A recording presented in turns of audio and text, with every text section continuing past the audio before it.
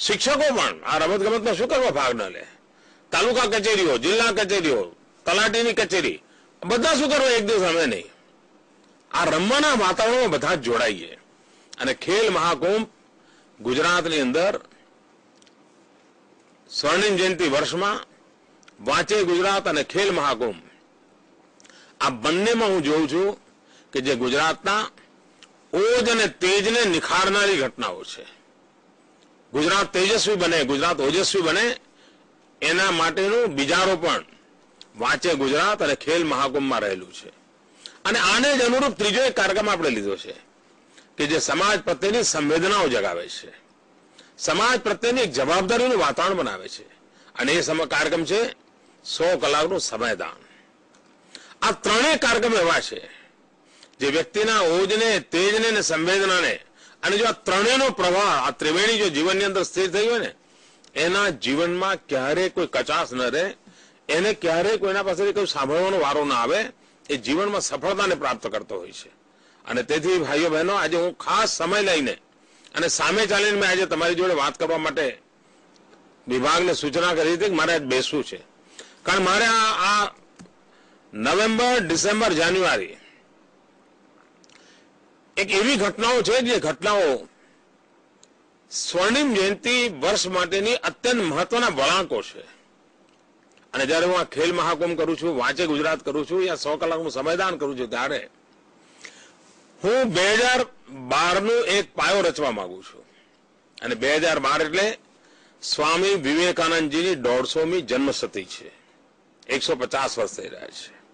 અને સ્વામી વિવેકાનંદજી કહેતા હતા કે ભાઈ તું ગીતા મૂક, ફૂટબોલ પકડ, જા ખેલ મેદાનમાં રામ. આ વાત કરતા હતા. મારું ગુજરાત સ્વામી વિવેકાનંદજીના 150 વર્ષ ઉજવે પહેલા આના માટે સજ્જ કેવી રીતે થાય, એના માટેના મથામણ છે. અને આનો આવનારા દિવસમાં ખૂબ મોટો લાભ મળવાનો છે. અને તેથી ભાઈઓ, હું આગ્રહપૂર્વક ખેલ મહાકુંભને સફળ કરવા માટે આપણી પૂરી શક્તિ લગાવવા અનુરોધ કરું છું. બધા લોકો રજીસ્ટ્રેશન કરવા આવે, એક આનંદની વાત છે. પરંતુ પ્રત્યક્ષ એનો ખુલ્લા મેદાનમાં રમત રમવો જોઈએ, એનો પસીનો નીકળવો જોઈએ. ભર શિયાળામાં રમત રમાશે ત્યારે પણ એ પસીનાથી રેબઝેબ થવો જોઈએ.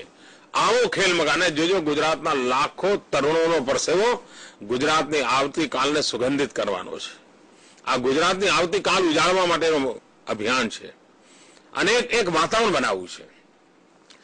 આ વાતાવરણ રાજ્ય કક્ષાએ નથી કરવું, ગામો ગામ કક્ષાએ કરવું છે. દરેક શાળામાં હોય કે આ ખેલ મહાકુંભનો આપણે ભાગ બન્યા છીએ. એના માટે આપણે બધા પ્રયત્ન કરીએ. હું આની આંકડાકીય જંજાળમાં જવા માંગતો નથી, તમારો વધારે સમય પણ લેવા માંગતો નથી. પરંતુ વાંચે ગુજરાત અને ખેલ મહાકુંભ વચ્ચે હું જયારે વ્યાયામ શિક્ષકોને મળ્યો હતો, કદાચ ગુજરાતના જીવનમાં પહેલી વાર વ્યાયામ શિક્ષકો સાથે કોઈ મુખ્યમંત્રીને વાર્તાલાપ કરવાનો અવસર મળ્યો હશે. અને હું જોતો હતો કે વ્યાયામ શિક્ષકોમાં એક ઉમંગ હતો કે ભાઈ અમને એક વર્ષો પછી એક મોટું કામ મળ્યું છે અને હવે સફળતાપૂર્વક પાર પાડીશું. તો જેને જેને આ કામની માહિતી મળી છે, બધાએ આ કામને ઉપાડ્યું છે. ચૂંટણીનું આ બધું વાતાવરણ પૂરું થઈ ગયું છે, એટલે આપણે ફરી સ્વર્ણિમ જયંતિના વર્ષને પ્રાથમિકતા આપીને આપણે નિર્ધારિત કરેલા લક્ષ્યાંકોને પાર કરવા છે. અને ખૂબ ગતિ સાથે ગુજરાતને આગળ લઈ જવું છે. અને ગુજરાત સમગ્ર દેશની સેવા કરવા માટે સજ્જ થાય. દેશની સમસ્યાઓના સમાધાનનો રસ્તો ગુજરાત બતાવે. દેશના હિતોની રક્ષા કરવાનું કામ ગુજરાત કરે. દેશને ઉત્તમ ખેલાડીઓ આપવાનું કામ ગુજરાત કરે. કોઈ પણ પ્રકારની બુદ્ધિ પ્રતિભાની કામ હોય એમાં ગુજરાતમાં વાંચે ગુજરાતમાં પસાર થયેલું વાન મેદાન મારી જાય. આ સપના સાથે આ કાર્યક્રમને યશસ્વી બનાવીએ.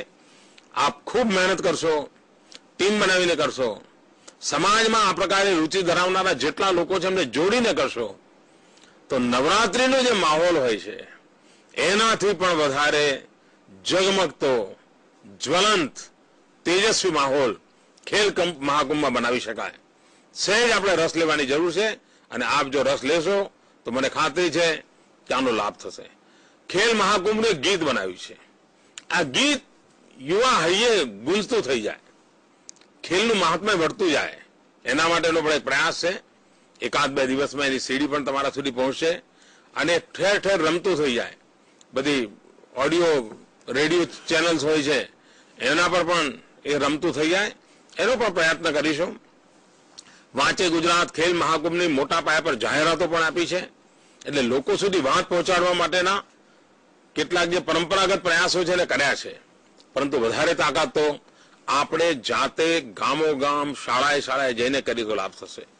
મારી બધી જ શાળાઓને વિનંતી છે, આ રાજ્યની એક પણ 8મા ધોરણવાળી શાળા અથવા તો 8માથી ઉપરની શાળા એવી ના હોવી જોઈએ કે જેના બધા જ બાળકો આવનારા દિવસોમાં 100 કલાકના સમયદાન માટે નીકળ્યા ન હોય. શાળા આખી અઠવાડિયામાં 2 કલાક 3 કલાક નીકળે, કોઈ ને કોઈ ગામની અંદર સમયદાન આપીને કામ કરે અને આગામી ફેબ્રુઆરી પહેલા 100 કલાકનો ટાર્ગેટ દરેક શાળા પૂરો કરે, દરેક વિદ્યાર્થી પાસે પૂરો કરાવે, નિર્ધારિત કામો પૂર્ણ કરે અને એનો હિસાબ કિતાબ કરે અને જ્યારે ગુણોત્સવમાં આવીએ ત્યારે આનું પણ રિપોર્ટિંગ થાય એ દિશામાં આપણે પ્રયત્ન કરીએ. આપ સૌને મિત્રો ખૂબ ખૂબ શુભકામનાઓ. વાંચે ગુજરાતના આવતીકાલના અભિયાનમાં આપ જોડાશો. ખેલ મહાકુંભને સફળ બનાવીને ગુજરાતમાં એક ઉત્તમ પ્રકારનું સ્પોર્ટ્સમેન સ્પિરિટનું એન્વાયરમેન્ટ ક્રિએટ કરવા માટે આપ પોતાની પૂરી શક્તિ લગાવશો એ જ અપેક્ષા. ધન્યવાદ મિત્રો.